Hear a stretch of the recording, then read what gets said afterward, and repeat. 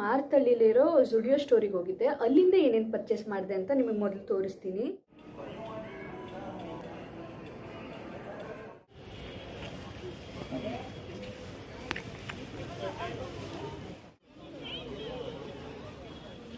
ಬಂದ್ಬಿಟ್ಟು ಇದು ನಾನೊಂದು ಹೊಸ ಡ್ರೆಸ್ ತೊಗೊಂಡಿದ್ದೆ, ಅದಕ್ಕೆ ನನಗೆ ಬೇಕಿತ್ತು. ಇದೇ ತುಂಬ ಬ್ಯೂಟಿ ಪ್ರಾಡಕ್ಟ್ ಇತ್ತಲ್ಲ, ಈಗ ಚಳಿಗಾಲ ಆಗಿರೋದ್ರಿಂದ ನಾನು ಅವ್ರದ್ದು ಒಂದು ಬಾಡಿ ಲೋಷನ್ ತೊಗೊಂಡೆ. ನನಗಲ್ಲ, ನನ್ನ ತಂಗಿಗೆ ಅಂತ ತೊಗೊಂಡೆ.